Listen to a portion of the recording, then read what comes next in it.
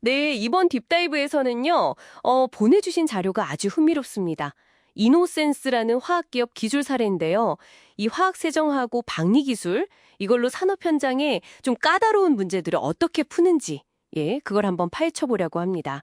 그러니까 목표는 이 기업 솔루션이 구체적으로 뭔지, 또 이게 특히 뭐 자동차나 전지전자 부품 아니면 설비 유지 보수 같은 분야에서요, 어떤 가치를 만드는지 알아보는 거죠. 자, 그럼 한번 바로 들어가 볼까요? 자료 보니까 가장 먼저 눈에 띄는 게 도장 및 코팅 방리 기술이네요. 핵심은 그거죠.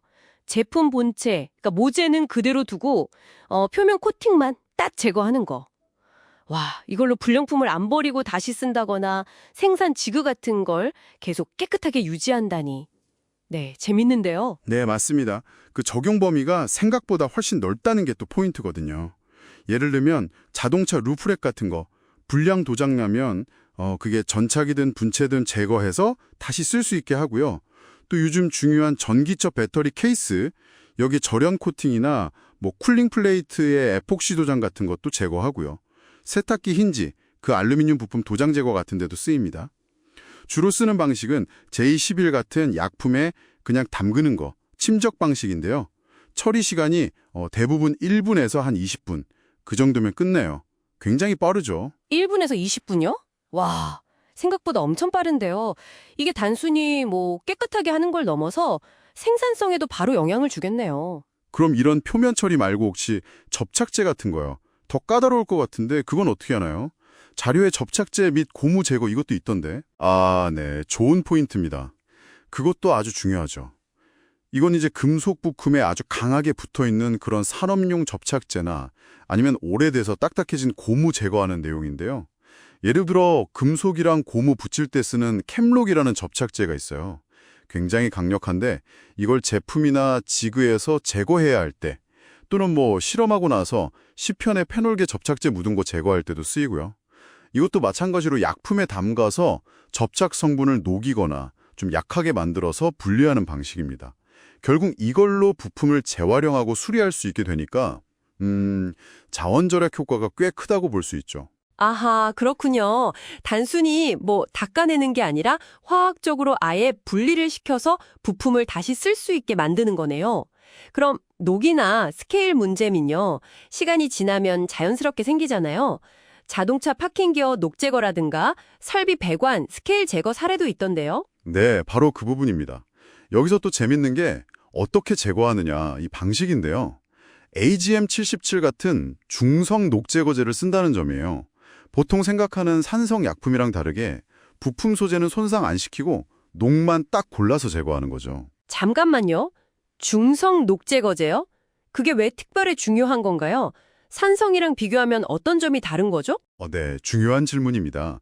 산성 제거제는 효과는 빠를 수 있는데 자칫하면 금속 표면 자체를 좀 손상시킬 수가 있거든요. 부식시킨다거나. 근데 이제 중성 제거제는 모재 손상 걱정 없이 녹만 반응시켜서 없애니까 정밀한 부품에도 안심하고 쓸 수 있는 거죠. 또 다른 사례를 보면 그 플라스틱 만드는 블로어 몰딩 머신이요. 냉각수 배관에 스케일이 껴서 온도가 자꾸 오르는 문제가 있었는데 F21C 같은 약품으로 배관 내부를 이렇게 순환시키면서 세척해서 해결한 경우도 있고요. 공장 설비 배관 안에 끼는 뭐 슬라임 오일 찌꺼기 아니면 석회질 같은 거 제거해서 생산 효율 다시 올리는 거. 이게 다 이 기술의 실질적인 가치죠. 그렇군요.